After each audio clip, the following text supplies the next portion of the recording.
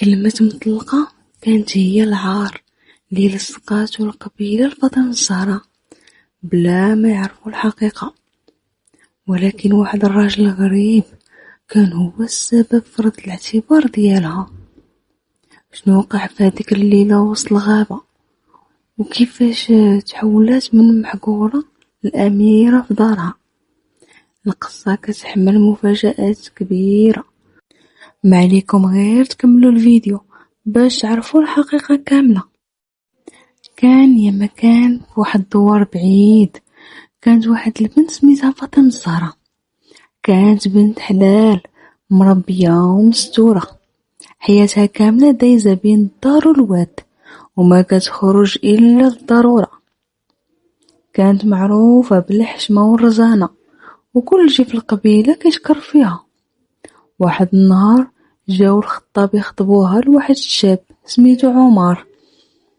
كان معروف باللي عنده الفلوس والخير والكلمة ديالو مسموعة في القبيلة.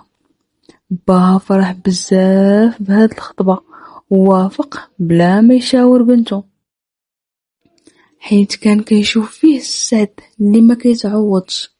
فاطمة الزهراء بحكم تربيتها ما كانش عندها غير طاعة كلمة باها. حنات راسها وقبلات بالمكتوب. داروا العرس وكان عرس كبير والخيام والنشاط. ولكن نهار دخلت فاطمة الزهراء لبيت راجلها، عمر ملي شافها تبدل حاله، ما عجبوش جمالها وبدا كيتعامل معاها بقسوة. قال ليها كلام كيجرح وقال ليها بالحرف. واش هذه هي اللي خسرت عليها الفلوس كاملة؟ من ديك الليلة ولا كينعس في بيت آخر وما كيهضر معاها إلا بتخنزير. عائلته حتى هما تبدلوا معاها ولاو كيعاملوها بحال الا هي ضيفة ثقيلة. وبقاو هكا حتى قرر عمر يطلقها، وفعلا رجعها لدار باها مطلقة وسط هضرات الناس اللي ما كتساليش، وبقات محبوسة في دارهم كتهرب من عيون الناس اللي كيشوفوا فيها ولا كيعايروا فيها، وقلبها كيموت غير بشوية. واحد الليلة وهي غادية في واحد الطريق خاوية لقات واحد الراجل طايح في الأرض ومجروح بزاف. كان سميتو ياسين. وخا كانت خايفة من كلام الناس قلبها ما طوعهاش تخليه يموت. خدات المبادرة، استعملات زيفها باش تضمد الجرح ديالو وساعداتو يوصل لواحد الغار بعيد باش يتخبى.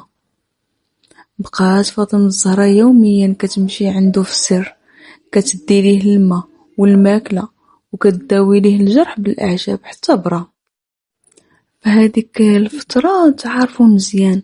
ياسين كان تاجر ولقى في فاطمة الزهراء الصبر والحنان والجوهر اللي ما كيشافوش الناس. عرف قصها وتأثر بها بزاف ووعدها باللي غادي يرجع. وفعلا بعد مدة رجع ياسين في قافلة كبيرة محملة بالهدايا والخيول الأصيلة.